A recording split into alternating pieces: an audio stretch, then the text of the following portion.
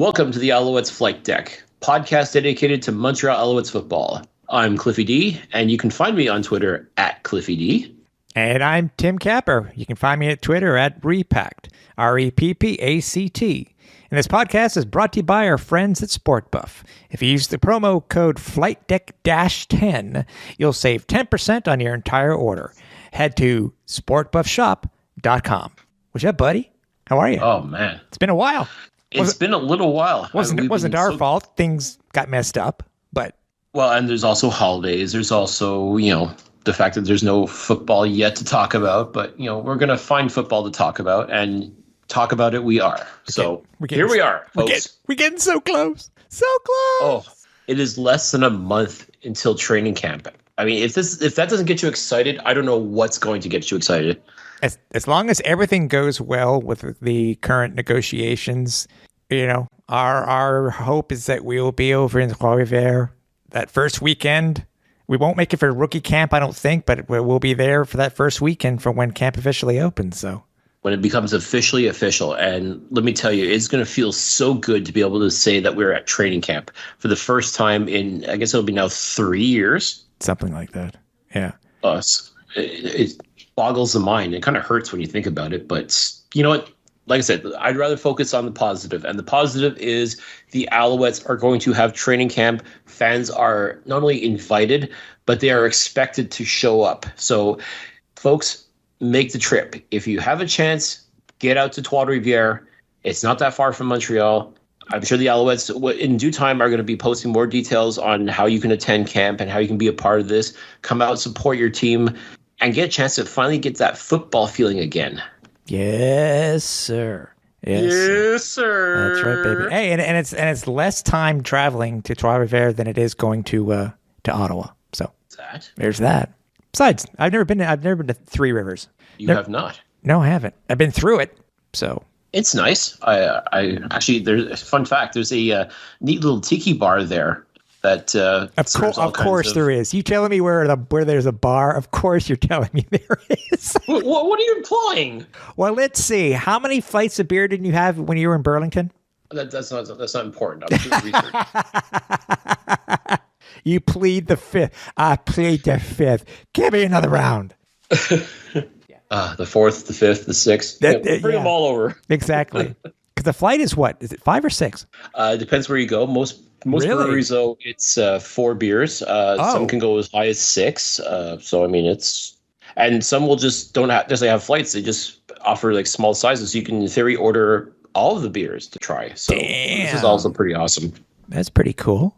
It's a great little hobby, I must say. Yeah. So you're saying about the tiki bar? Oh, dude, tiki bar is nice. It's actually called tiki bar?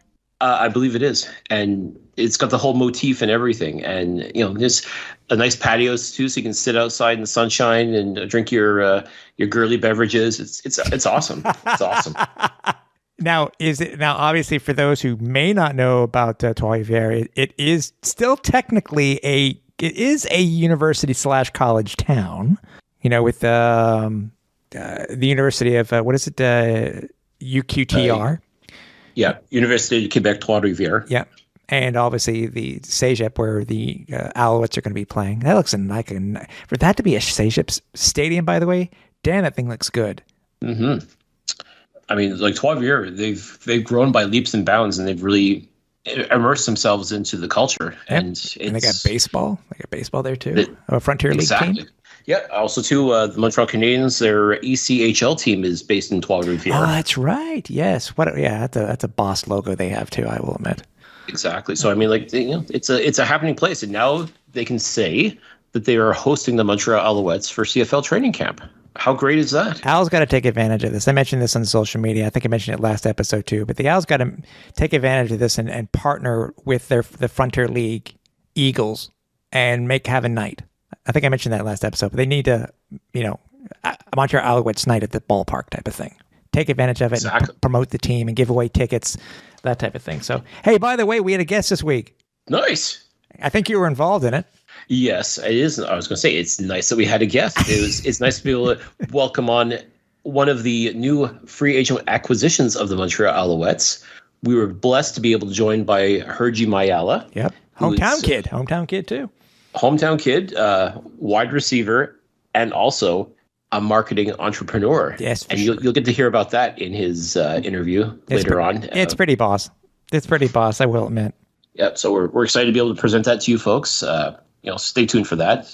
But man, there's all kinds of stuff happening, Tim. That's just today, even as we're recording this, some major news drops. Yeah, we lucked out so much. That's when the podcast gods are looking down at you and they're sending you gifts. Like, you got some news to talk about, because I'm sure as many of the other podcasts in the the CF podcast network are having problems finding news to talk about, because there's really let's face it, there's only so much of my beer tasting that I can stretch into like an hour show. I know. But yeah, we were blessed by a couple of things, a lot of league related stuff, which are very interesting because we somehow knew it was coming. The launch or the reveal of the new Alouettes helmet, and we wanted to also talk about, because we talked about it with Hergy, we want to talk about VA's training camp. What should we call it? Training session in Tacoma, Washington. I believe it was a mini camp of sorts. I mean, I guess really call it a mini camp? Well, I mean, it wasn't like it. I guess compared to an actual training camp. Well, no, that goes for like 3 weeks. No, true, but in my thought process to this is that, like the NFL, you cannot call something when these guys get together, it cannot be an OTA. Right, because that would involve the entire team. Right. Because OTA stands for Organized Team Activities, and that would imply that the entire team would be involved. Is it though? Yes. Okay. I'm just asking because I thought when you say team, it could technically be the offense, not D. You understand what I'm saying? That's why I was. But I get your point, though. I understand what you're saying, though. It's one of those. It's like that's why I call it a training session. That's why I call it a training session for VA. Well, in any event, it's a chance for VA to get his receivers and basically the guys on offense on board as far as as a playbook and what he expects out of them and how he's going to work with them, because he's got some new faces to work with as well. So yeah, and it's just a good team bonding session as well. A good chance for the guys to get to know each other and really connect off the field as well as on the field. So, and props to Joey Alfieri and the Owls website and their social media guys to finally promoting this thing, because it wasn't promoted at all last year. I'm glad VA got the props for it.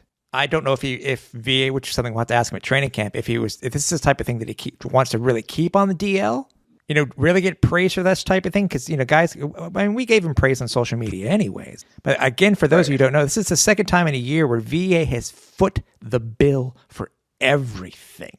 Yeah, he flew the players out. He put them up in hotels. He's took care of their meals, took care of training, massage sessions. You name it. Yeah. And I think I read in the story where I think it was the Alouettes story. They were saying that it took him a month to get this all together, which I can understand. Oh, I believe it. And, also got to give props to the CFLPA. They also they sent some merch out that way. They hooked them up some merch, man. Yeah. That's good on them, because again, they realize like this is for the play. It's by the players for the players. Yep. And that's what the PA has to be about, and promoting these kind of things. Like, this is only good's going to come out of it as far as we're concerned. So it kind of behooves the CFLPA to get on board. And, even if it's just something simple, just little things like just send out some swag. I mean, that makes a big difference. And I think that the players appreciate, they feel like they're being noticed, they're being seen, which is huge in and of itself. Right. I agree. And, I'm just throwing this out there now. Hey, if we can be there next year, even if it is on our own dime, I'll be more than happy to give them the props that they deserve. Exactly. I think, and that's what it is I think a lot of people are starting to really pick up and take notice of this now. It's one of those things that's kind of catching steam. And I don't know if this is going to impede other quarterbacks of other teams to want to do this with their receivers and running backs and whatnot. Like, to me, like it's a no-brainer. Like, to me, it just shows the commitment level that you have with your team. Yeah. And this shows, like, this is Vernon Adams' football team, 100%. Exactly. It always has been, and moves like this ensure, without a shadow of a doubt, regardless of whoever gets signed in free agency or what have you, that this is 100% Vernon Adams' football team he sees it. He has taken ownership of this team with moves like this. I agree. It's undisputed as far as I'm concerned. And we're probably gushing as much as we did last year, but I think it's just a matter of doing it for the second year in a row. I feel it gives, and Hergy, we talked to him about it too in the interview. It gives them a leg up. It really, really does, in my opinion. I mean, they're able to go over some of the plays, potentially get some chemistry with the quarterbacks.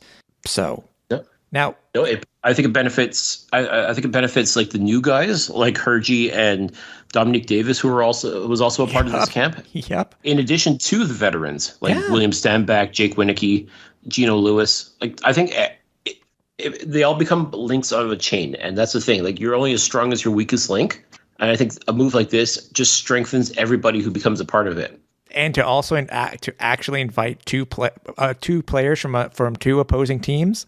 Mm-hmm. I was like, wow, I guess they want the best there, especially if they do play D. They want the best people there, without question. I mean, that's like they say, iron sharpens iron. I mean, you say you're the best, you got to prove it. You got to show it. And what better way than to go up against the best? Yeah, for sure. Like people who want it as bad as you do. Yeah, like that just it raises the stakes. It raises your competition level. I mean, there's as far as I'm concerned, it's all positive. It's all positive for this. Yep. Now, do you have a list for those who may have not seen the picture? Do you have a list of the players that were invited to attend? I don't have the full list, but I can tell you right now, like guys like, as I said before, like Jake Winicky, William Stanback, Kion Julian Grant, Hergy Mayala, guest of the show tonight, Dominique Davis, who also has joined the Alouettes, was a part of this session as well.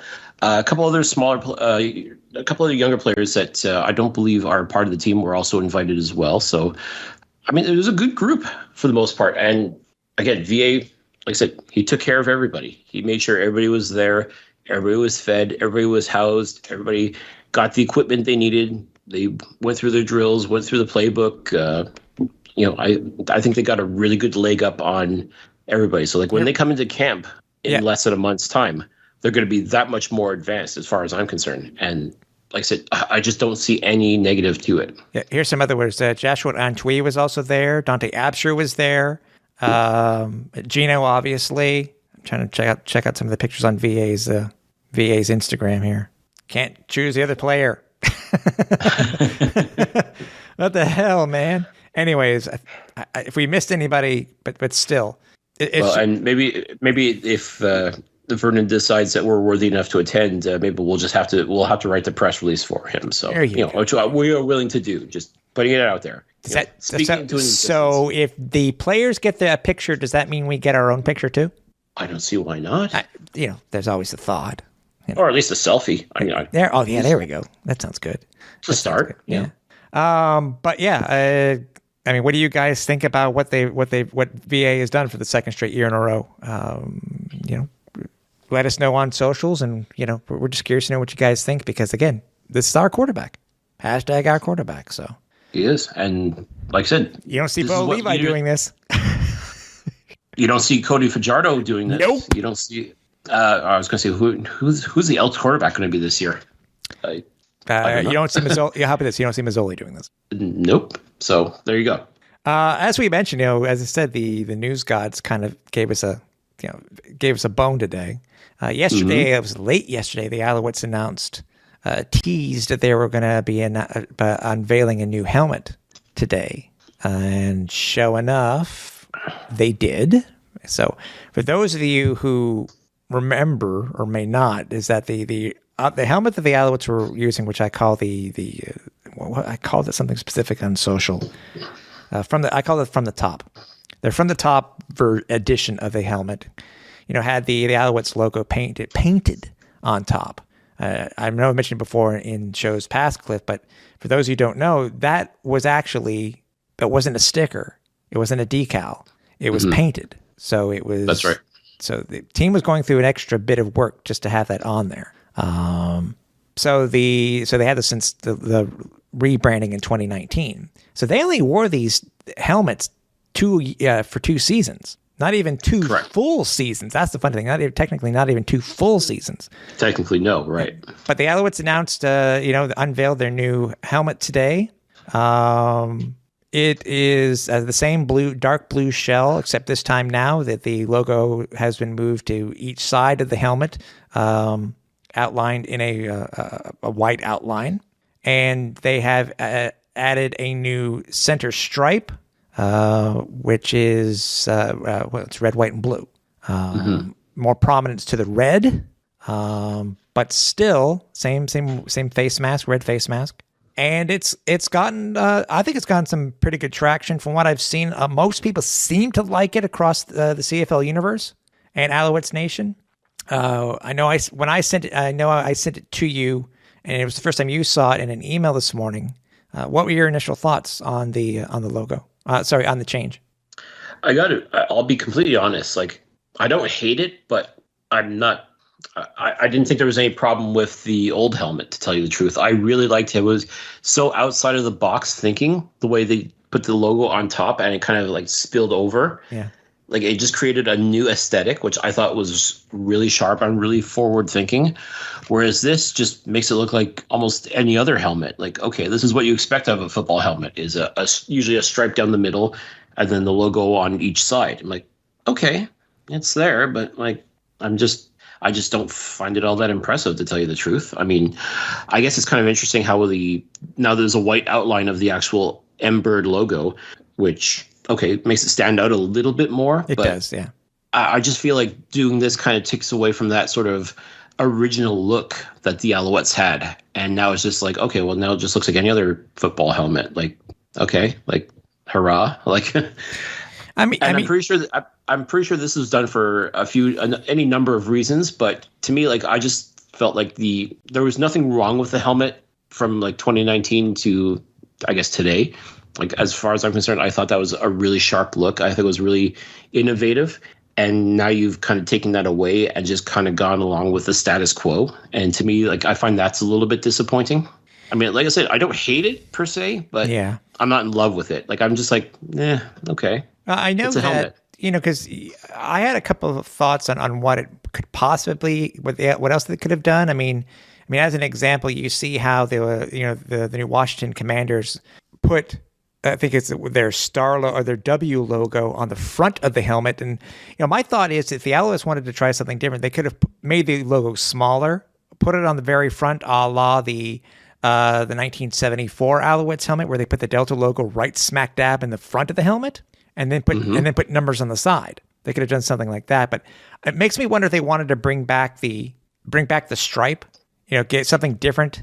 The Alouettes really have not worn, it's weird to say, this type of pattern of stripe. Similar to the one that they had from 96 on until they changed. But it's I think it's a sharp look. I was a fan. I know a lot of people weren't, of the old look. I liked it. It was unique. But I mean, I would still, as I said on social media, I would still give this a solid 9. I really would.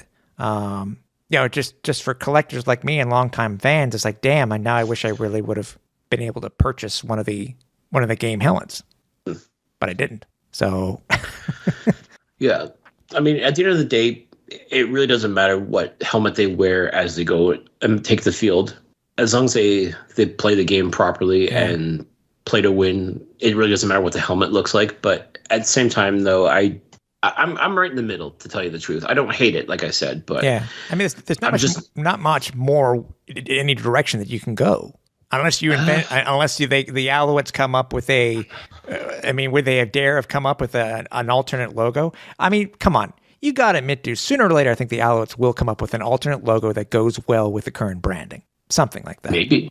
Perhaps. But it's also better that they didn't just slap the Rondell logo on the helmet. I'll give them that. I mean, it's because that too would just look even more cookie cutter. And as I said, like, I just feel like you took away the uniqueness of the previous uniform, and that's all. I mean, and like I said, I see a lot of people do really like it. A lot of people are really excited about how it looks, and this is the way it should have been, and blah blah blah. Like, okay, listen, that's great, and you're certainly entitled to your opinion. And I'm just saying that, like, I'll get used to it, and it'll be fine especially once the season gets underway. It's just, to me, like I said, it's just okay. I'm just not that jazzed about it right now. But perhaps that'll change. We'll see. Yeah, we'll see once the new mini helmets come out. We'll see how we feel, right? Well, and I think that's a lot of it too. Is as far as being able to merchandise something like this. I'm also wondering too if because the logo won't be painted on anymore, now it's a sticker essentially. It'll be easier to remove that sticker. And let's say you want to do a retro game, for example, and you want to put on, like, say, the Delta logo on the sides, or even the Angry Bird or something like that, and then just change the face mask. Boom, you can automatically do a quote unquote, retro game, and with little to no changes in respect to the one helmet rule that the CFL currently has. Yeah, exactly. Until that possibly has changed, especially with the NFL switching back to a 2-helmet rule now. So, but I mean, it could have been anything, and we haven't really spoken with the team yet.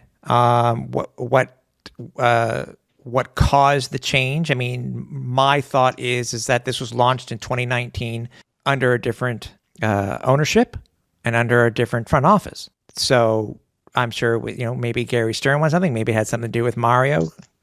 Maybe he wanted to make the change as president. I don't know.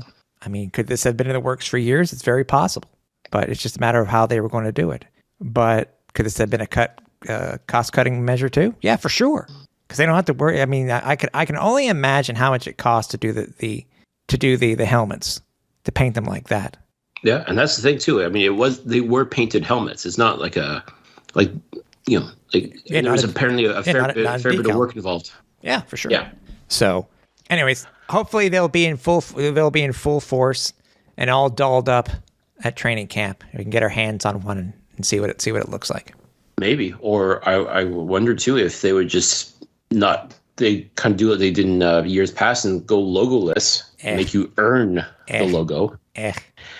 I kind of hope not, because I think it's kind of cheesy.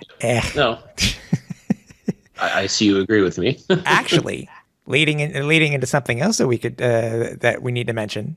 Maybe the new helmet will be on display when Randy Ambrosie makes his return to the rescheduled Randy's road trip on May 10th.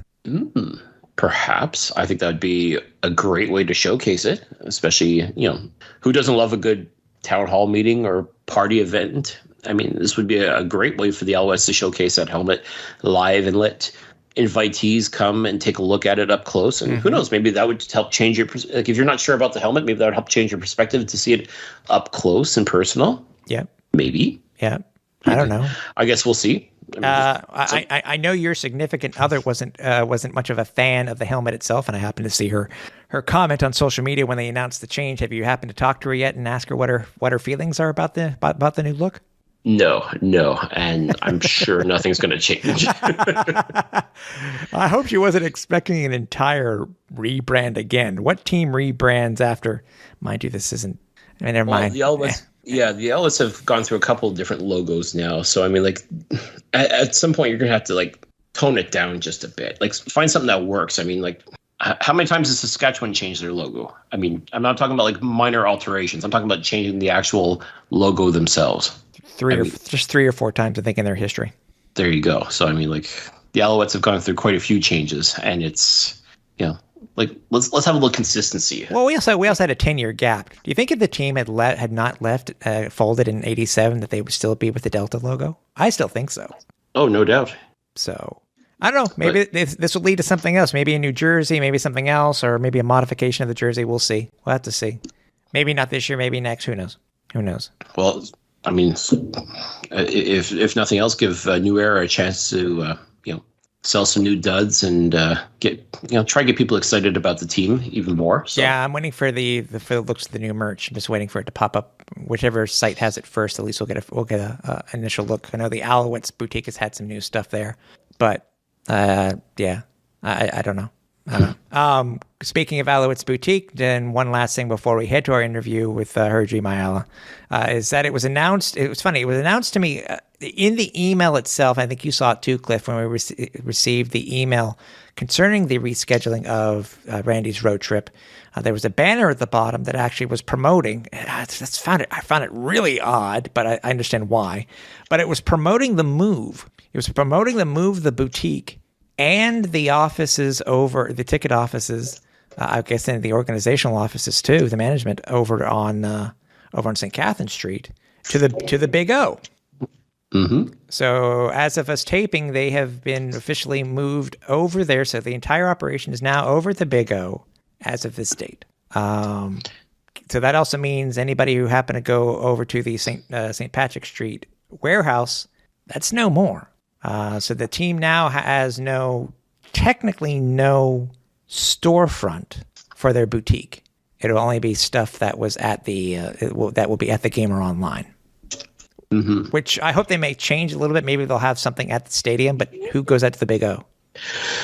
Well, and that's the thing is who goes out to the Big O? And even when you go to the Big O, there's really not a whole lot there anyways. Yeah, the old Expo Boutique used to be a coffee house.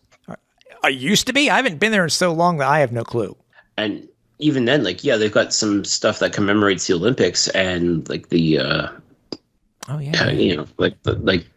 know, you got the access to the Olympic pool, and you got the access to the funicular to go up to the top of the tower, and that's about it. You're right. I mean, there's really nothing else around Olympic Stadium. So it's not exactly a destination, is what I'm saying. No, but I understand. I mean, we spoke with Corey, who is the manager now at the boutique, for the last at the last locker room sale. I mean, I understand their reasoning. I understand the reasoning why they're doing that. You know, getting under one roof. But I still think, you know, for those of you who don't know, the Alouettes really have not had, when it came to storefronts in Montreal, they've never really had. We're not, you know, they don't have team stores like they do in Saskatchewan or Calgary or Edmonton. Winnipeg. They have one, I think, along Bank Street for Ottawa. I know Cam would be able to correct me if I'm wrong there, but I think it's along Bank. That's right. So the Owls have tried it, you know, years ago. I think it was years ago. They had a ticket office and they were selling merch, I think, over at PVM, over at Place Ville Marie. And then they had a kiosk or something like that over at Eaton Center. But it just didn't last. No. So, what does Toronto do? I don't think Toronto has one. Unless I think they're even a worse spot, to tell you the truth. And despite the fact that they're owned by Maple Leaf Sports and Entertainment, who also owns the Raptors, Toronto FC, and of course the Maple Leafs. Yeah. Like, you'd think being under that umbrella, they'd get some of that, even just a little bit of that promotional machine. But no, not really. No. So I mean, I get, but again, I understand why. So if you have to do anything, I guess if you want to see them in person, that's where you'll have to go. But I'm going to miss the warehouse was in a weird location, but it was available to people. It was for the most part accessible. Yeah, I'm going to miss it. But again, I completely understand why they're doing it. So, but I'll miss it. I'll still miss it. I want to be able to try something on. You know that? You're like me. I want to try something on before I buy. But well, you want it to be tangible. You want it to at least hold it in your hands and really look at it. Yeah, exactly. How many times have you seen something that you've bought something online, received it, and you're like, ew? Happens far too often. And at that point, you're hoping and praying that their return policy or exchange policy is a good one. And even then, you're still dealing with, okay, well, send it back, and you got to wait for it to come back in again, and so on and so forth. And at that point, like that moment, that buzz, the excitement of getting that item, it just dissipates. Yeah. Or it's dulled at least. Yeah. No, I know. But it is what it is. I mean, hopefully things will figure stuff out. Well, we can only pray, because I mean, like, there's only, when you think about it, the Alouettes only have like 10 opportunities to try and sell you merchandise on game days. True. Yeah. I mean, you kind of want to maybe capture people in the moment, but at the same time too, like during the week, get someone hyped for a game, and you know, like, oh yeah, I'm going to the game and I want to make sure I'm all set, and like, but I don't have any gear. Yeah, and I gotta wait until game day to buy it, and I'm too excited about the game, and I'm not even thinking about buying this jersey or hat or whatever. Like, you know, like you want to capture that emotion right away as best as you can, and sometimes it does take something like a bricks and mortar store to entice people and get them thinking about it and make it a place where people would want to go and stuff. Like, it's exactly what they do in Saskatchewan out, and they do in Winnipeg. Like, just get players out there and get people excited about seeing their favorite players and trying on new merchandise and seeing how it fits, how it looks on you, and then making that commitment. Like, to me, that's what it's about more than anything else. Yeah. And you just don't quite get that experience, clicking on a shopping cart on the internet. Yeah, that's right. It's just not quite the same. No, I agree. But today's problems, first world problems, I guess, right? True enough. Yep. True enough. So we had an interview, right? We did. We were, again, blessed to be able to sit and chat with Hergy Mayala. So exciting. We were excited when he came on board with the Alouettes because, again, Montreal kid comes home playing for the home team, and he's got quite the story to tell himself. And it was just an absolute blast to sit down and talk with him. And I think you folks are I think you'll agree when it's all said and done, you're going to be very excited to see number one ASAP. Yes, sir. And we'll leave it at that. We'll leave it at that. When we get back, we'll talk about the upcoming rule changes for the 2022 CFL season. And with it this week, it's the newest addition, one of the newest additions to the Montreal Alouettes roster. It's having him added to the wealth of wide receivers we have is just going to make this team even more exciting. On the line with us now is Hergy Mayala, wide receiver with the Montreal Alouettes. Hey, thanks for joining us. Hey, guys, for having me. So, people don't know. I mean, you've spent your first 2 years in Calgary, 2019 and 2021. But what we want to find out, because you are considered a national receiver here in Canada and with the CFL, and obviously you are a native of Congo. But what we want to find out is, how did you get involved in college, in football in Connecticut? What drew you to the actual sport itself? What made you what got you to be the player that you are today? To me, sport was always a part of my life. Growing up, it was just something that everybody in my family plays some type of sport, whether it was basketball or soccer. And growing up for me, football was kind of a back burner. Basketball was really the big thing. Every one of my friends played basketball. I was a basketball player myself. And I felt like I was pretty good back then. But it's really when I got in high school, I was given an ultimatum by my mom because the school system, juggling two sports in school was kind of a recipe for failure. Mm-hmm. So I was kind of forced to pick between football and basketball. And football just happened to be the thing that made the most sense for me. And the second I made that decision, I think I was 10 years old, and I haven't looked back since. Cool. That's cool. I mean, with basketball itself, originally, what drew you to basketball? Besides, you said your friends were playing basketball and stuff like that, but what originally drew you to basketball versus football, though, besides your friends? Yeah.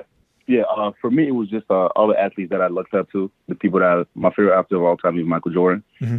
So when I was watching them and like the glare and the aura that he had, kind of drew me to the sport.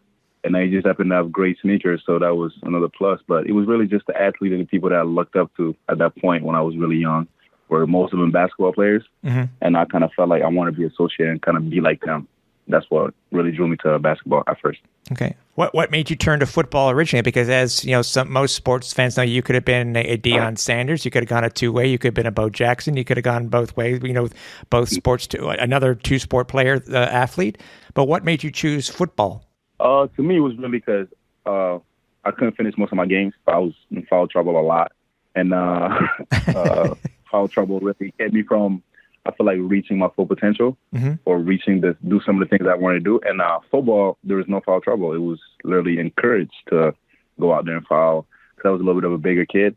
Therefore, I just felt like that was the sport I was called to. And the violence, not the violence in itself, but just the be able to be body to body and contact without getting called for it, without getting penalized for it, is what really drew me to football. Okay. Were you always a wide receiver playing football, or were you playing another position too? I started playing football. I wanted to play running back. I wanted to try as a running back, but I ended up as a DN. And then after playing DN, I moved to linebacker to DB to receiver. Wow. You've been all around. It was a journey. Yeah. Are you going to try to get Coach Kahari to allow you to play some defense this year too? I would love to. If the opportunity showed up, I would love to. I feel like I kind of do that already. I did in the last 2 years of special teams, playing punt return and being one of the corners. So I definitely got that. If they need me, I'll definitely go out there. Yeah, that'd be cool. That'd be cool. I was going to say with your height, I mean, like I think you could match up with just about anybody. So I mean, I think it'd be a bold strategy, quite frankly. Right. I mean, I'm on the same page as you guys. I mean, 2 for 1. Why not? We're gonna advocate. We're gonna call up Coach Kari. Hey, Coach, try him out. But Prino, let's see what he can do over at training camp, just in case. Look, we got 2 preseason games. Yeah, exactly. Why not? I say I'm all in. I mean, if you guys can make it happen, that conversation, I'll definitely do it.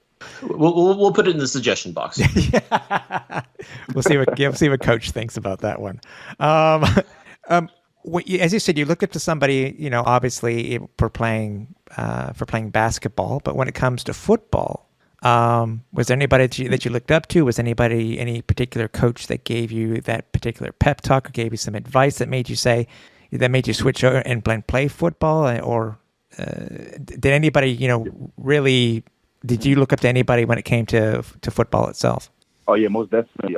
So me playing football was really just one day I was walking where I used to live at.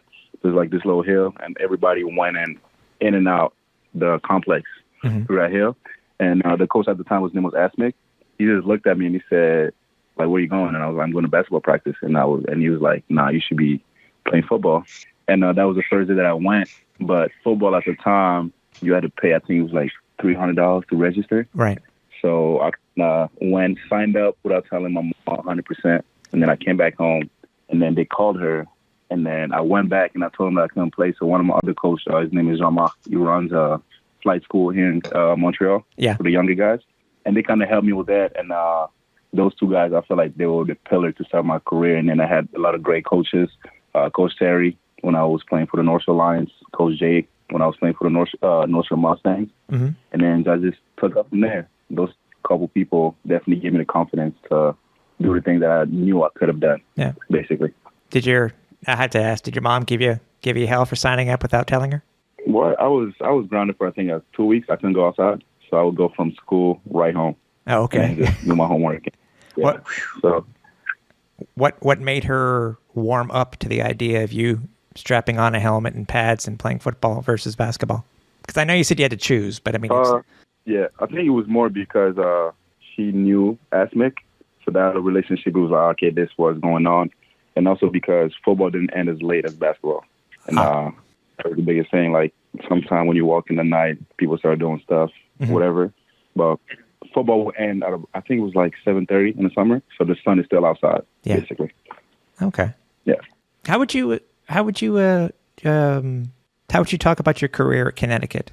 Because I know that, during the time there, I think they were FCS, they switched over to FBS, but you play six all time at Connecticut since they moved over to FBS. But how would you look at your college career and what did you think? How do you think that you did? Yeah. Personally, I feel like I got better each year, but me just playing right now is a blessing because there's a lot of guys that didn't get that chance. Mm-hmm. But I feel like my college career has definitely been accomplished all the things that I knew I could and everybody knew I could have done. And that's just like, there's outside factors that played into it. But I felt like I left there knowing that I did everything I could in my power to be the best that I could have been during my time there. Okay.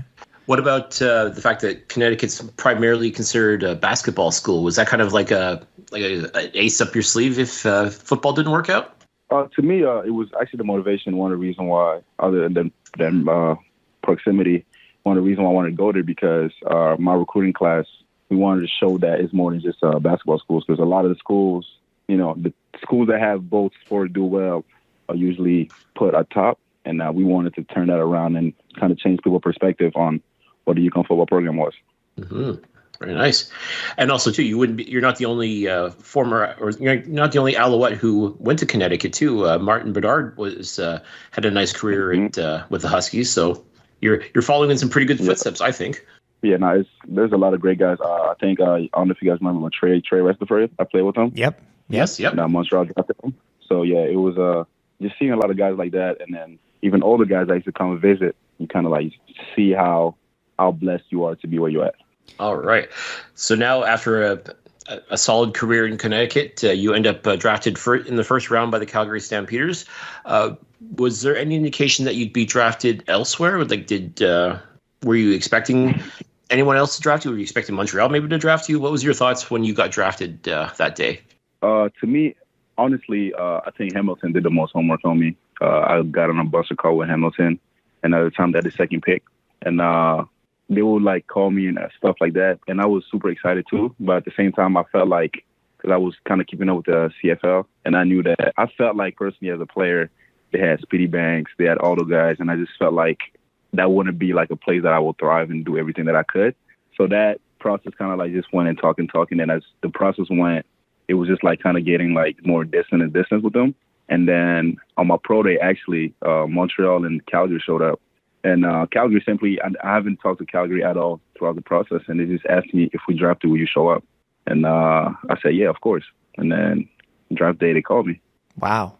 That seems to be, when you hear about what all football players go through when it comes to pro days and being approached by teams, that seems to be the most odd or weird way.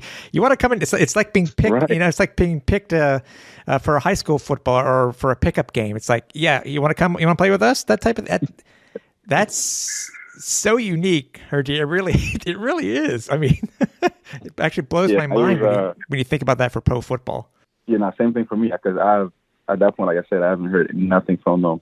But then, one conversation, I think it was probably a 20-second conversation, if that at most. And then he just, their scout just kind of walked away, shook his head, and then they called me. That's so weird. Huffnagel works in interesting ways. I was about to say, yeah. In serious ways. Yeah, being drafted by Coach Huff is probably one of the best things a player could do these days too. I mean, it's especially when they know his pedigree. Same thing with Coach Buono and stuff like that. So it's wow. Mm-hmm. Because I'm looking. I had forgotten about the when it came to the rankings too. I think the Owls didn't have a first round draft pick. Isn't that right, Cliff? In 2019? No, they. They didn't. Yeah. It was they forfeited it for the supplemental draft. That's right. Yes, the Owls were in between the old picks for Johnny Manziel years. Mm-hmm. It was an interesting time, Hergy, let me tell you. Yeah. All right.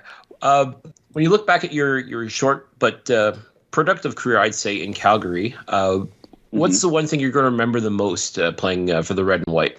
I think it's just the way, like you said, how to do things. It's kind of just there's a system that's established, and it's everything about it. It's about winning, and anything that's done outside of it is not kind of tolerated. And that's one of the things that throughout my time there, good or bad, that was one thing that I felt like I got from that place. How to go about winning, what it takes, and like how in order to be great, what you have to do, and the way you got to see the game and understand the game in order to thrive. Now, you've played with Bo Levi Mitchell, who I still consider, despite last year I felt he kind of took a bit of a step back because of injuries, but I still consider him to be like one of those top-tier quarterbacks in this league. Now you're going to be going to, after playing with him, now you're going to be playing with Vernon Adams. Both these guys were infamous for playing for Eastern Washington University, working in that system in the FCS. Your first impression so far of Vernon Adams, and how do you compare him initially? I know it's a small sample size you've had, but how do you compare initially working with Vernon compared to working with Bo Levi?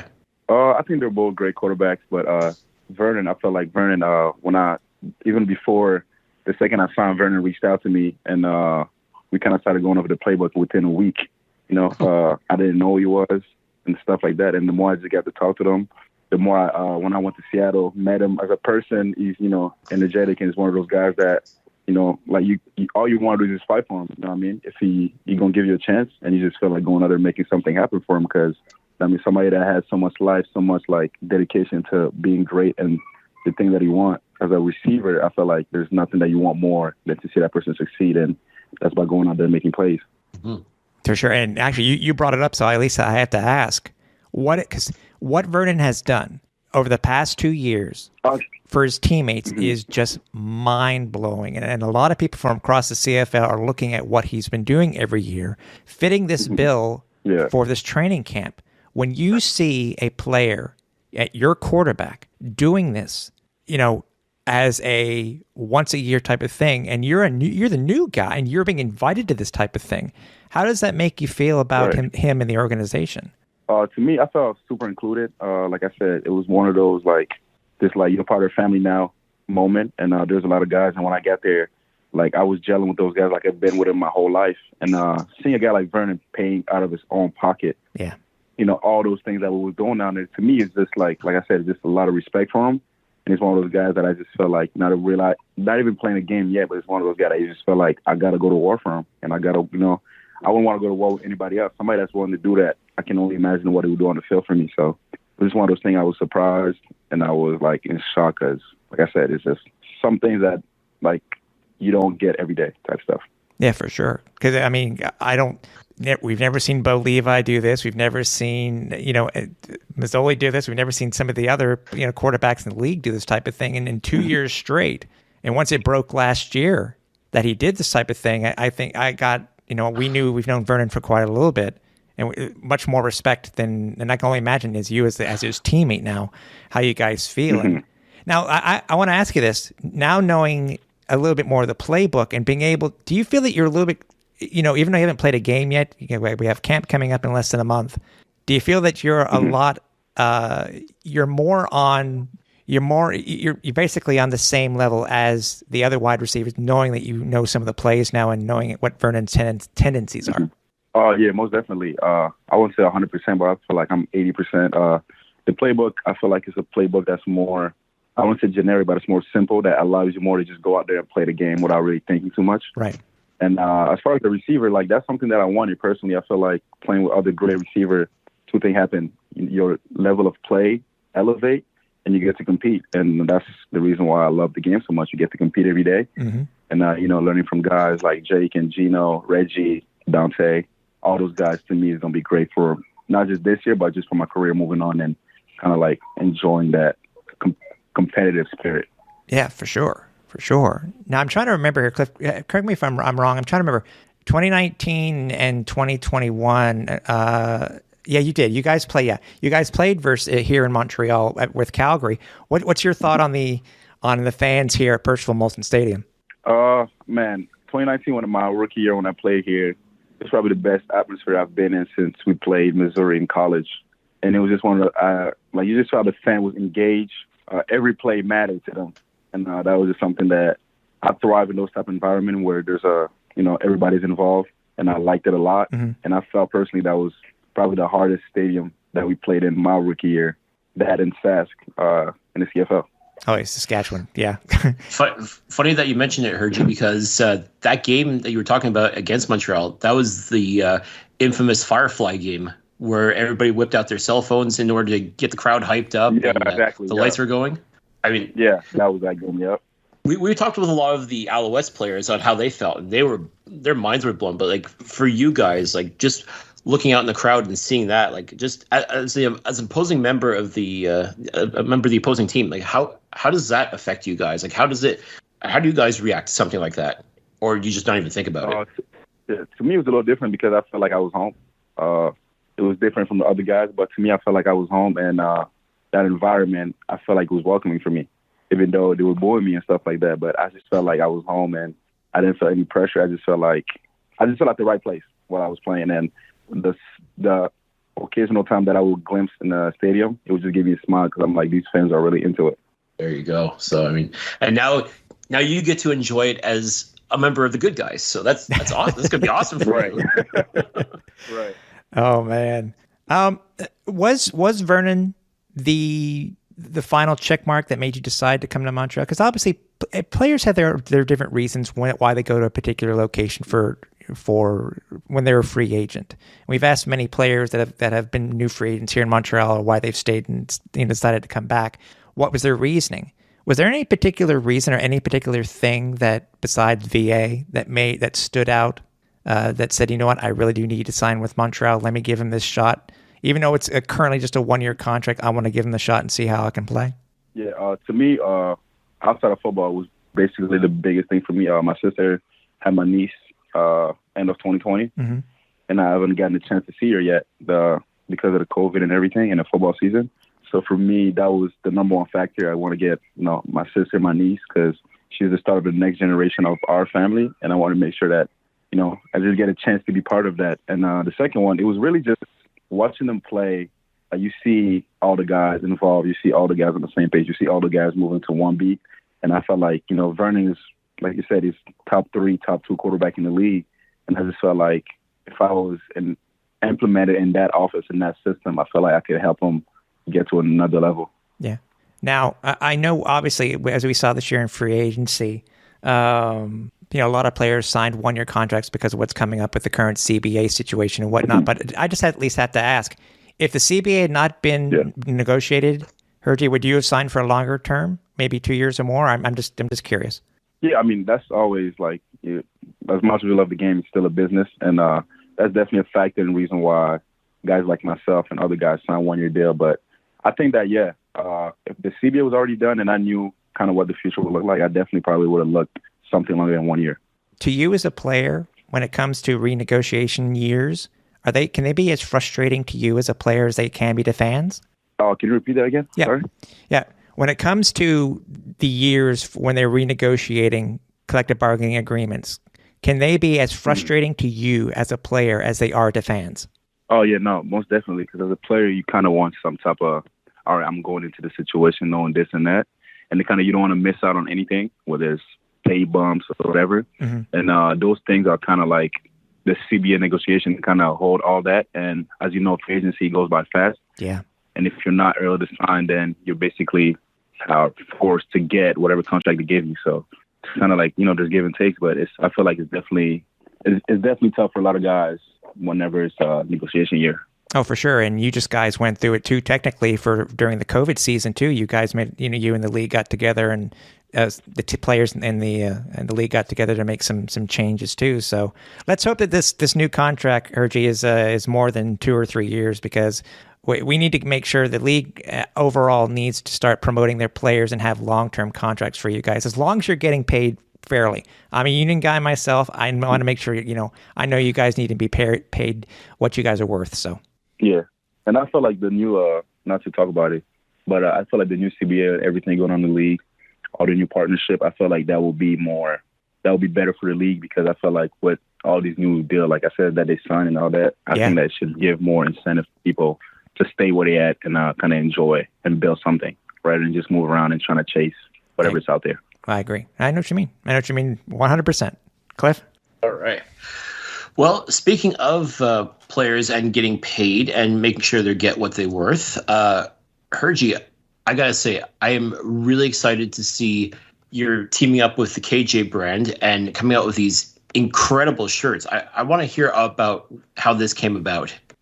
For me, it was, like I said, I just swiped through Twitter and stuff like that. And the big conversation was the promotion that a lot of guys felt like the CFL wasn't doing for them, and kind of getting to the younger generation. And in Calgary, I was training some of the younger guys, helping Eli Buka train, Montreal guy, train some of the guys. And a lot of them had kind of like vintage tee, but with like NFL players, their favorite player, or like something throwback, something that had just a face on it of somebody that they like and nothing in the back. So in my head, those two thoughts kind of like collided. And I was like, well, why not get a shirt and at the same time get the ability to go see whatever player that you represent on the shirt?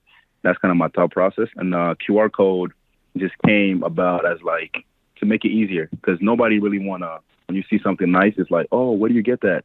And then it's like, okay, now you got to go on this website and do that. Now I wanted to be like, oh, where do you get that? And then you just turn around and be like, hey, like just scan the QR code and you're going to get it too. So that was my thought process behind it. I think it's genius. And also to the fact that you've got dates on the back, like a concert shirt, like it's a rock star tour. The tour shirt. Yeah, exactly. Yeah, I was trying to give that throwback vibe to it. I think it's great. I think it's a great way to promote yourself, and also too a great way to promote like you guys. Like hey, you want to see this exciting player? This is the way to do it. How do I get tickets? How do I get that awesome T-shirt? Like you said, scan the QR code, takes you to the site. Boom, there you go. I love it. I think it's fantastic. Thank you. And I agree with you too, because I've seen some stuff too, Hergy, online. There's this company, it's called Breaking Tea, where they have an official contract with NFL players and Major League Baseball, and I think with the NBA, the WNBA, etc.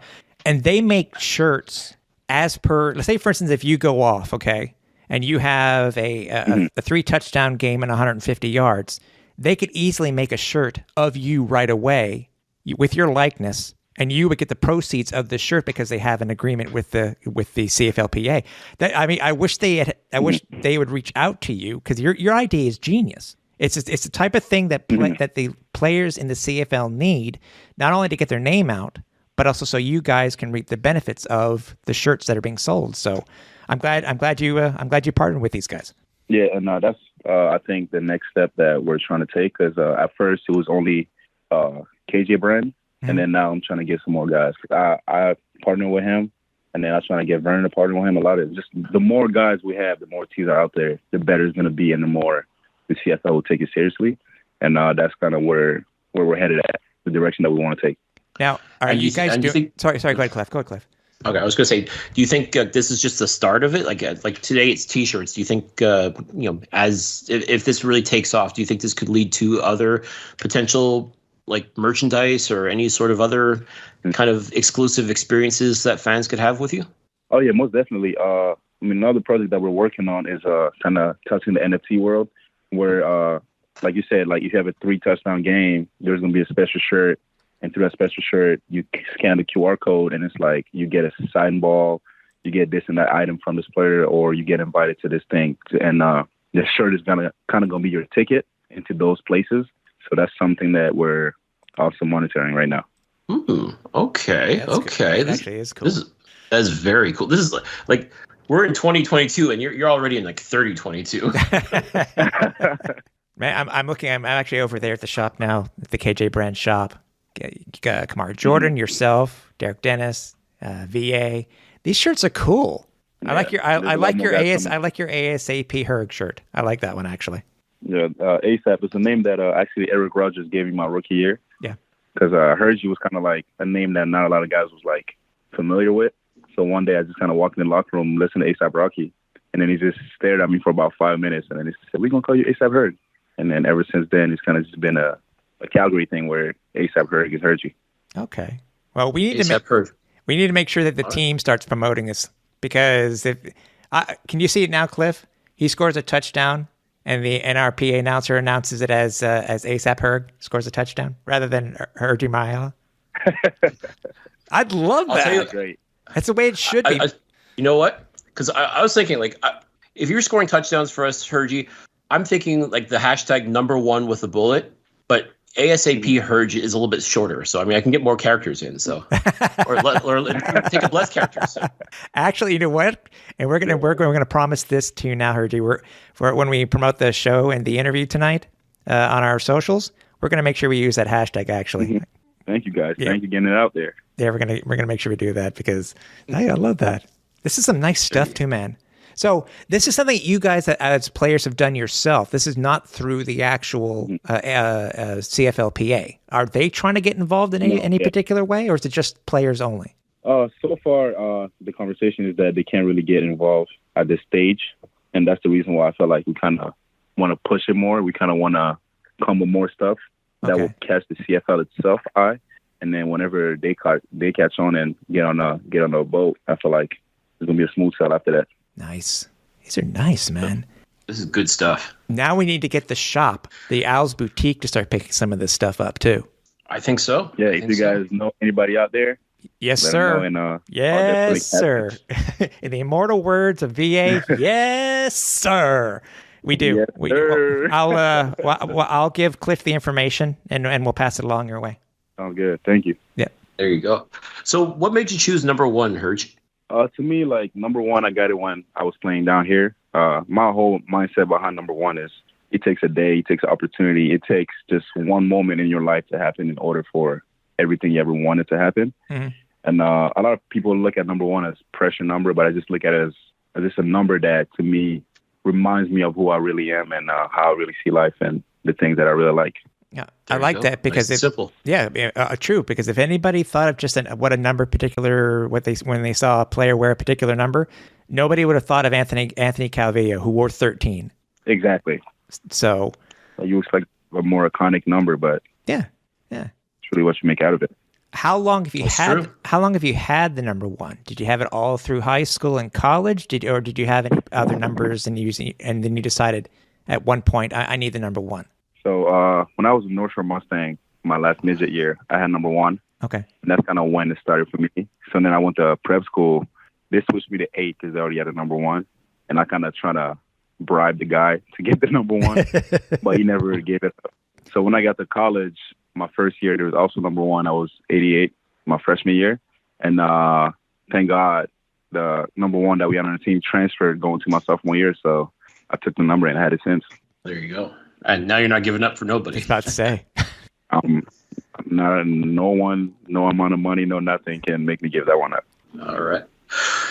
All right. Now, I want to ask you about the national receiver position. Typically, over the past few years, it's been kind of like a forgotten position a little bit. Was that sort of a factor in like trying to change that narrative when you signed with Montreal? Because, I mean, you got guys like Kion Julian Grant, you got Rashawn Simonize, and now yourself in the mix. Like now you're going to have to become a focal part of the offense as far as I'm concerned. Do you think that your signing with Montreal is going to change that narrative, that change that thought process as to how the national receiver is perceived here? Oh, yeah, most definitely. I feel like it's, like you said, getting put to the field is kind of as a receiver, it's kind of like, personally, it's kind of disrespectful because you work so hard on your craft. You do all these things just to kind of be put to the side and kind of told, all right, don't wreck the game too much. And personally, I felt like I have the ability. I put in the time. And if a team like Montreal give me an opportunity to go out there and make a change and then change the way that Canadian receiver in general I've seen, or change the way that the whole racial thing is viewed, then if I get the chance to do that, then that's something that I felt like I needed to do for not just me, but the guys that are coming after me. And maybe if I go out there and do what I'm supposed to do and what I know I can do, then it will be looked at differently, and guys will be looked at differently than just field guys. Well, there you go. So, I mean, especially too, if within a week of signing with the Alouettes, QB1 decides to get in touch with you and gives you the playbook and gives you a head start, like trying to get you up to speed, so to speak. I mean, it sounds to me like he definitely sees you as an important part of the offense. So, yeah. It definitely feels great to know that the guys in the building believe in you just as much as you believe in yourself. You can't ask for more than that. I was about to say, if I were to get that golden ticket from Vernon to come to Seattle, I knew I was a part of the team. And we're hoping you get many a chance. I can just imagine with yourself and Gino and Jake. I can just imagine what our air attack can look like this year. We're hoping VA stays 100% healthy the entire way through. But man, I can only imagine what it's going to be like in 2022. Well, guys, I'm gonna tell you that I'm even more excited you guys are. So, yeah. Well, listen, we're less than a month before training camp, so I mean, like, if you're not excited at this point, then something's terribly, terribly wrong. I know. Come on. And it's a new football then. Yeah, and it's a new start too. What's your thought on having because obviously the Alouettes for the past couple of years have had training camp in Montreal. Went through the weird COVID thing last year throughout the CFL. What's your thought on heading out to Trois-Rivières in a couple of weeks for training camp? Do you find not being in your home city a positive, or is it a negative when it comes to being a player? I think it's positive because whenever you're in an area where nobody really knows what's going on, you kind of as a team, you gel because it's only what you know. And kind of being away from the city, because we know that Montreal is alive, especially in the summer, kind of being away from the city and getting the season ready kind of help us lock in and understand what's at stake, and then just kind of rely on each other and really focus on playing football and being the best that we can be throughout the summer. Yeah, because I didn't know did Calgary do the same thing, Herc, or did they have it in city, or did they do it elsewhere? I don't know what they did in Calgary. No, it was in the city at the stadium that we play at. Oh, okay. Yeah, it's better right away. What can I say? Well, we're looking forward to seeing you there, man. We should be there. We're hoping, both Cliff and I are hoping to be there opening weekend in Trois-Rivières, and see you. Just try and stop us. Yeah, exactly. Football for hopefully real football, real camp, et cetera. So we can't wait to come up and meet you for the very first time. So it's going to be fun, man. Really, really is. Yeah, no, most definitely. And if you guys want to do a part 2, I'm definitely open to that. Hey, by all means. Well, I tell you what, we're excited to have you as a member of the Alouettes. Where can people find you online? Let's get the socials out of the way. Where can people find Hergy online? On Instagram is first name, last name, Hergy Mayala. And on Twitter is Big Play HM, which is going to be changed soon to ASAP Herg. So I'm working on that. Listen, this is the time. This is the time to do it, to really get everybody in on the ground floor. Make that. Let's make this happen. Let's make ASAP Herg happen. Yes. And got to give a shout out. Got to give a shout out also to where they can find your brand. If you head over to thejkbrand.com, it's under the collections section and it's under the players shop, and you'll find all the current CFLers that are there. But you only want to buy one of the 4 shirts that are there from Hergy, so don't look at anybody else. Just his 4 shirts. Yeah, I mean those 4, and then Vernon too. Oh, sorry, and VA too. Yes. Yeah. Let's can't forget. Yeah, show Vernon some love too. Yes, can't forget about VA. Hey, Hergy, I'm just curious, especially with the news today about the helmet, the new helmet that the Alouettes are going to have. Mm-hmm. I couldn't help but notice, like when I first saw your shirt, like I don't know if it was like a trademark thing or what, but it kind of looked like the helmet, like that you have on your shirt, like that. It looks like you're wearing, quote unquote. Kind of looks similar to that. Was that by design, or is it just kind of like, obviously you couldn't necessarily use the Alouettes actual at the time helmet? Like, did you have any sort of insight as to the possible change, or was it just a coincidence? No. I mean, when the shirt came out, then by that time I knew. But when that design was made, it was kind of just one of those things that, yeah, like you said, like we didn't want to be on marketing infringement or whatever that is. Kind of just like do our own thing, but at the same time still showing Montreal. And it just happened that the design that it came out with and they chose was pretty similar to it. So, I mean, this just works perfectly. I mean, if there's one positive you can take, whether you like the new helmet or not, like at least it kind of looks on brand with your shirt. It really does. The image, like it's tremendous. Like I just couldn't help but think when I was looking at the new helmet today and then seeing your shirt, it's like, holy cow, it's almost like you knew this was going to happen. Yeah. He had that inside information, man. Come on. You can tell us. One thing we want to at least talk to you about real quickly before we let you go, Hergy, is that obviously with the announcement of the new CFL rules today, I don't know if you had as a player, if you've had a chance to look at the new rules. What are your thoughts when it comes to the rules that pertain to you specifically as an offensive player? What are your thoughts on them? The rule that to me I felt like was the biggest game changer was the hash movement from where it was at to kind of, I think it was 6 yards closer now. Mm-hmm. And I think that that's going to be a good start into implementing the quote-unquote Canadian position. And I feel like that's going to be a game changer, and it's going to be just involve everybody. It's not going to be an 11-on-11 game. It's going to be a 12-on-12 actually. And I just can't wait to see how it is used and on our team and also like just across the league. Should be interesting too. I thought one of the more interesting rules too, Hergy, was the 2 quarterbacks can be on the field at the same time. I was like, what? Right. I mean, we got like Gino claimed to be a quarterback, and I claim to be a quarterback. So technically, we always have 2 quarterbacks on the field. Hey, that means we'll have 4. That means we'll have 4 quarterbacks on the field. Right. Now, hold on. I don't want to deflate your balloon too much here, Hergy, but Gino has 100% passer rating. Can you claim that? I know that he tells me about it all the time. That's the first thing he said. We had the conversation. But, I mean, I just told him that I will be 102, but I just didn't get the chance yet. So I'm hoping that I can get my numbers up this year. All right. Well, listen, that's the way to do it. If we can get 4 quarterbacks instead of 2, we will beat the system and we will score. I love it. Nothing better than a halfback or a flea flicker pass, man. I love those type of plays. Oh my God. Calling coach. Great. Yeah, calling coach. Calling coach. Come on, throw some more in. Just don't tell us what they are. We don't want it to give away anything. Got to surprise every team. So, hey, Hergy, it was a blast talking to you, man. We love to be able to bring players in, whether you are veterans with the team or whether you are new free agents. You got a lot of ties to the city and now the team itself, but. We're looking forward to seeing you on the field, man. And obviously, as I mentioned before, we're looking forward to seeing you at training camp. Thank you guys for having me. I don't know what's more impressive, hearing about his career up to date, or a guy to take it into his own accord to start his own merchandise line because you and I both know, and as we mentioned it before, and we talked to him after the fact too, after the interview itself, something that's sorely lacking in the CFL is the promotion of particular players across the league. 100%. And the fact that there's so many opportunities for players to get noticed and be promoted by the league, and it just seems to sort of just get passed over to the point where now the players have to take it upon themselves to be their own hype man, to really get their own name out there.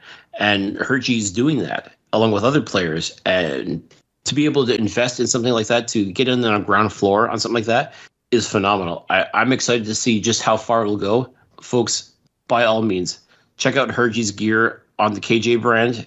I'm telling you right now, this is going to be exciting. Like, if you want to hitch yourself up to somebody, Hergy's the guy to do it, because I'm telling you, I'm very excited to see what he does in this offense here in Montreal, and to see a national receiver become potentially the focal point of this offense. That's also very exciting as well. It's something that I never would have seen coming 5 years ago, but my goodness, like this has potential. And if he works just as well as he did with VA in the minicamp out in Seattle, oh boy, I'm excited. What else can I say? I'm excited for days. Yes, sir. Don't forget, we are on social media. There are many places where you can find us. Our main Twitter account is at Alouettes Flightdeck. You can find us at Instagram at just look for Alouettes Flightdeck. Facebook, look for Alouettes Flightdeck Pod. Our merchandise store, you can head over to teespring.com/stores/Owls Flight Deck and get ready for our 2022 drop. It's coming very soon to the store, and we'll let you know on social media when that does go live. And lastly, really, people, really, does anybody, I know we're doing this again, but does anybody not want a free new Delta logo satin jacket? Well, all you got to do, if you've done it already, try to get some other people to do it. Because on YouTube, if you go right over to our YouTube channel, just do a search for Alouettes Flight Deck. Currently, we're at 68 people. Okay? We need 32 more to get us to that magical number of 100 that we're looking to get to. And anybody who has signed up at that time will be eligible to win said Delta logo satin jacket. New with tags, still in the plastic. If you have multiple accounts, sign up that way. Yes, you could, gives you, I guess it gives you a better chance at winning. Sure. But I understand it's tough when it comes to, just because of you don't want to listen to a podcast on YouTube. But our channel is going to be growing, and we're looking to do many, bigger and better things this season. Just sign up. You can't hurt. It's free. All you got to do is go there, search for Alouettes Flight Deck on YouTube, subscribe. It's free. And then we'll give away this jacket like we've been trying to do for so long. We love you guys. What better way? Join the Delta Jacket crew, buddy. Me, you can picture with you, me. Hey, Cliff, myself, and whoever you may be. So why the heck not? Tell your friends, tell your coworkers, tell your family. Tell your mom. Exactly. Listen, I don't care who you tell. Tell somebody. Get them to subscribe. That's right. Even if you have to offer them punch and pie. Punch and pie. That's more people will come if there's punch and pie. I've been told. So I heard. Maybe the Owls will offer punch and pie to go to Three Rivers. Maybe. Only one way to find out. What type of pie? And that's last episode. Anyways, as we mentioned, the CFL gods graced us with some news today, and we've been wondering what was being thought about, because the whole thing earlier in the offseason with 4 downs and potential changes to the hash marks to make the game a little bit faster. Well, the CFL announced their rule changes, which they said rule changes build on strengths of the CFL game. We can go over these, I guess, one by one, and I'm curious to know, we'll give you what our thoughts are. But obviously, I guess after no major, no surprise, since they've been talking about it so much, Cliff, they actually are going to be changing the hash marks on the CFL field. So they'll be moved closer to center field. Each one will be 28 yards from the nearest sideline at 20 instead of 24. And as the CFL is promoting, as a result, there will be 9 yards apart instead of 17 yards apart. Commissioner Ambrosi said moving the ball closer to center will encourage teams to use the entire field and their entire playbooks. Is this we have to see for sure, but do you see this as being, because they put this first, as if it is the main game changer? What's your thought when you heard about this one? Well, the first thought is, thank God, like all the talk about going to 4 downs was literally just that talk. Because believe me, if that's what they started out with, and it would not be pretty. It would not be pretty. But that is the second thing they talked about. Right behind the possibility of going to 4 downs was the moving the hash marks in closer in order to open the field up and make better use of it and really open the game up more, especially for like Canadian players who tend to play out on the wide side, and they're going to be a little bit more involved in the action. In which case, I'm all for that. I'm all for using the entire field. Yeah. Because now you're going to open up the playbook a lot more. You're going to have quarterbacks be forced to be creative with their play calling. Offensive coordinators are going to have to be more creative with their play calling as well. Defensive coordinators are going to have to adjust as well. Yeah, for sure. Everybody. This affects everybody, and I think in a positive way too, because now you're going to see a much more broad appeal as far as what plays are going to be called. You can't afford to be conservative. Like now you're expected to take more chances and come up with more innovative plays, and that to me is going to lead to better football in the long run. Like there's going to be mistakes. There's going to be people that are still trying to figure out how this works. And to me, like I'm really curious to see how this is going to work once training camp gets underway, especially when they start doing scrimmage games, how it's going to look. And I think it's going to be a little bit weird at first, but I think overall this is a move that's going to be very interesting to see. And I'm really curious to see it in action. It's one thing to talk about it and read about it in a press release, but to actually see it in its true form, in person. I agree with you. I'm really curious to see how that's going to look. And I'm excited. I think it's going to be really interesting to see. It'll be interesting to see. I mean, it's just a couple yards difference. We'll see if it really does make a difference when it comes to how the teams approach the game. Now, these other changes that are coming up are very interesting too, and it makes me. To me, I'm looking at these. I'm thinking that these actually may have, in my opinion, Cliff, these seem to be a little bit more game-changing than the hash marks itself. Offenses will get more of a head start.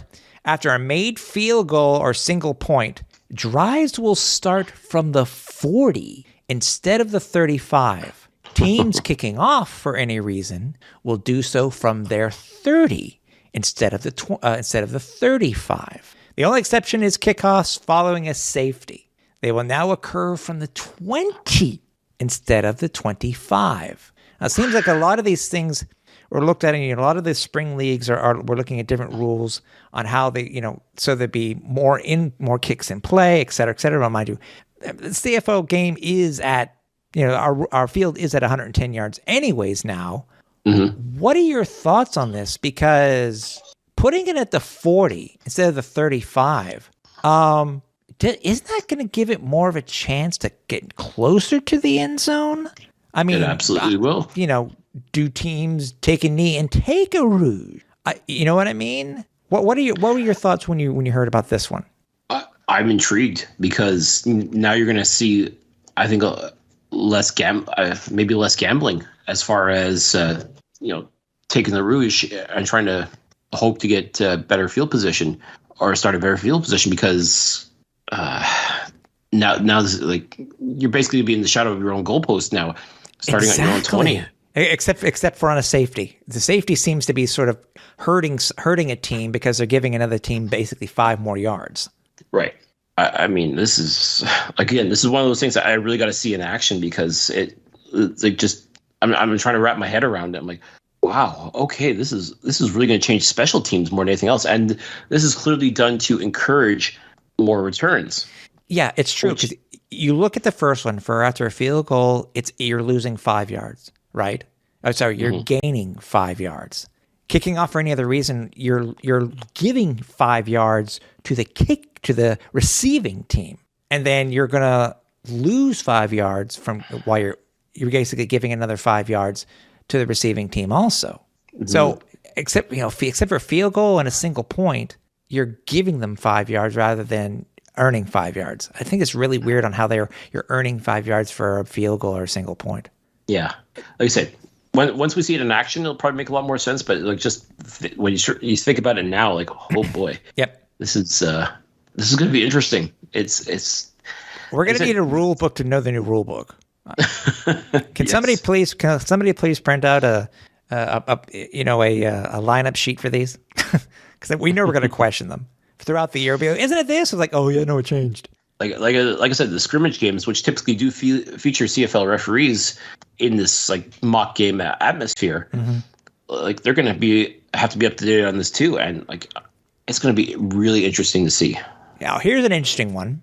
When it comes to no yard penalties, a true Canadian icon part of the game, all no yards penalties are now going to be 15 yards no matter what.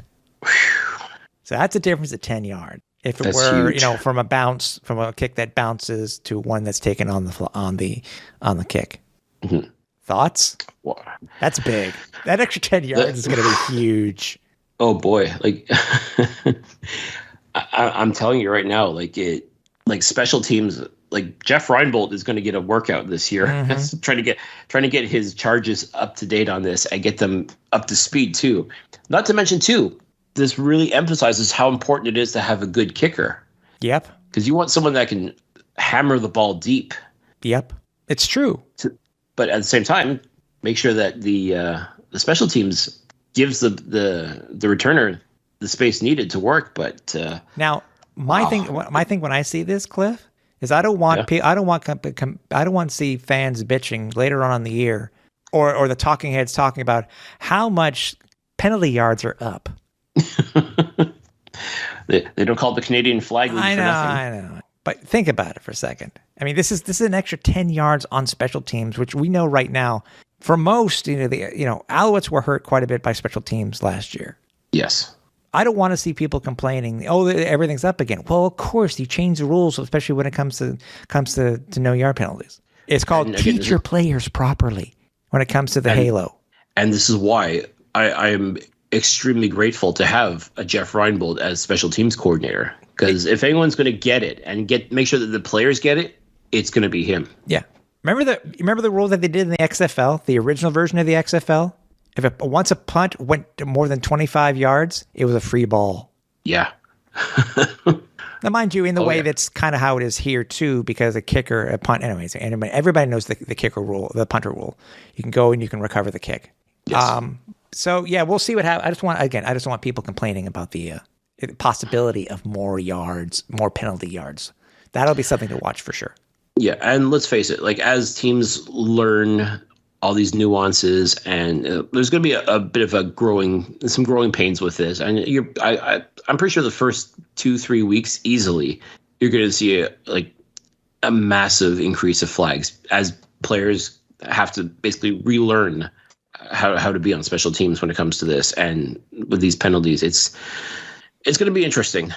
So I think we got to exercise a little bit of patience. There's a bit of a grace period for this, so hopefully everybody's a quick study, but it's easier said than done. Yeah. As we mentioned in our interview actually with Hergy, the two quarterbacks are now going to be allowed on the field at the same time. Now, provided all other ratio rules are satisfied. This I can just only imagine. Now, this isn't in like the USFL where you can do two forward passes. I don't know isn't this technically done anyways when you do the Wildcat? I mean, technically, but I guess it leaves it more open to more flea flickers and halfback options and stuff like that. Yeah, and it's also where having a mobile quarterback is going to be a godsend. Yeah.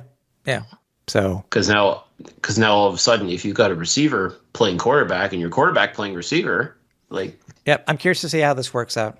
So I'm curious to see. You know what? Just for fun, yeah, I think we got to see an offensive lineman take a snap at quarterback. Oh, sure. And put the QB in. Make them appreciate their job a little bit more. Yeah, this will kind of probably give a whole new meaning to the Philly special. So, 4-quarter. Technically, if you have two wide receivers who can throw, I can only imagine. Hey, listen, we got to.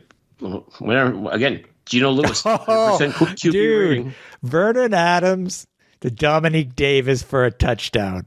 I love it. Or the other way around. It's going to be wacko. I don't see why not. Yeah. Vernon does have a receiving touchdown to his name. Yes, he does. Listen, embrace the chaos, folks.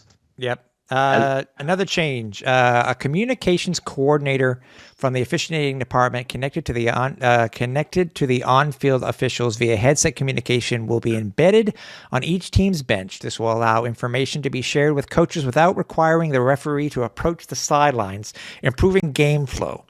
This will also make it easier for coaches to alert the officiating crew that they are initiating a timeout or a challenge. That last sentence kind of doesn't make any sense, considering all you got to do is run across the way and signal timeout with your hands or throw the damn flag. Well, and I think that's what it is trying to avoid the coach running like a scalded dog trying to get the referee's attention. I can understand other things like explaining a rule or something like that. I notice there are no changes. There are no changes to what is happening in the command center. Mm-hmm. So, anyways, we'll see. I don't know about this one. This one's sort of okay. Also, to keep the game moving, a penalty that occurs at the end of the first or third quarters will be assigned to start at the start of the next quarter, rather than triggering an extension of the quarter. The non-offending team could still insist the penalty be imposed within the quarter if there is a clear advantage, such as wanting to keep the wind behind it for a crucial kick.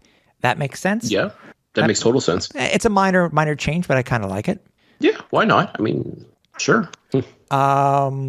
Circumstances under which the command center is allowed to help on-field officials without the coach's challenge or an official's huddle will be expanded to include possession rulings, boundary rulings, and administrative rules such as formation without an end or ineligible player downfield, designed to allow the command center to get in front of the coach's challenge when an obvious outcome is known, improving the flow of the game. It is to occur via headset communication and without stopping the game. I thought that was the case anyways. I thought there was somebody down there anyways. Maybe they're expanding this a little bit. I don't know, but I thought there was always somebody down there. Maybe I'm wrong, but I always thought there was somebody down there. Well, and I think there was a few instances where, like, little things like that sort of fall under that purview, if you will. That, would have been nice if someone had caught that. And if it means that the command center can actually be that eye in the sky like it should be and just notice those little things and kind of stop it, kind of nip it in the bud. Yeah. If only to keep the game moving a little bit more, then that's fine. This one is more of a housekeeping thing, I think. This rule is interesting. Introduction of a new objectionable conduct penalty for quarterbacks who, quote-unquote, fake giving themselves up by pretending to initiate a slide while carrying the football. The ball will be spotted where the fake occurred. The safety of all quarterbacks is jeopardized when measures to protect them are instead used to gain an advantage. AKA the Kenny Pickett rule. Yeah, I get that, but I honestly, what's the point of a weird offensive play? You're trying to get an advantage. You're trying to deceive the team, your opposing team. You know what I mean? Yeah. I mean, do they do this? I can't remember. Do they do this in the NCAAs? Well, that's just it. That's who Kenny Pickett, the quarterback for University of Pittsburgh. He was famous for that. He ended up helped him score ended up scoring a touchdown in the ACC championship, if I'm not mistaken. And like I said, he faked everybody out of their shorts. I know. They thought he was, and again, he used it to his advantage. Exactly. Which, I mean, what's going to happen? Okay. I'm going to give you an example here. And this is where we should probably get, head referee here on the show. Say a quarterback is running down the field, stumbles, gets up, and starts running again. Will they call it if there's a player around? Because that's not a fake. Who determines if it is a quote unquote fake? What is the terminology? That's what I want to know. I think it has to be, and I'm leery of using this term after a couple of years ago, egregious. Oh, Lord. I think it has to be, yeah. The days of fishing for a replay for yourself. Yeah, it's one thing to stumble or trip on your shoelace or whatever the case may be, where you somehow end up on the ground, but then pick yourself back up and keep going. Yeah, it's another thing to basically fake someone out of their jockey strap and make them look foolish on the way to the end zone. I know. So I think that's what it is. It's just trying to, not make people look stupid. Last but not least, automatic ejection for any player guilty of 2 unnecessary roughness penalties or 2 objectionable conduct penalties, or a combination of 2 unnecessary roughness or offensive conduct of objectionable conduct penalties for infractions that occur following a play. This will discourage the type of conduct that can threaten player safety and disrupt game flow. This seems already this one already seems to be a thing, and I think in some other leagues already. Is it not? I think in college football this is the thing. It definitely is. U.S. college football. Yeah, your referee will make it a point to announce that it's basically you get one warning and the other one, then you're ejected. Yep. Dear God, dude, if they bring in the taunting rule for a touch, don't get me started on that rule. That's the stupidest rule I've ever seen. Taking away a touchdown just because they claim you're taunting. Anyways, yeah, keep that south of the border, please. Any of these really stand out to you? I really think one of the interesting ones to me again is the two quarterbacks at the same time. I'm really questioning this fake penalty. That's really, to me, today, that's what it is. It's a fake penalty. I'm not wrong. Any others really stand out to you that you really don't understand why they're there? Again, we noticed that there was nothing here when it came to the operations or rules concerning, maybe because it isn't operations for the command center. What are your thoughts? I mean, I've got no real beef with any of these rules per se. I mean, if this is what it's going to take to help get people more excited about the way the Canadian game is played, then I'm willing to see. I'm willing to wait and see it in action.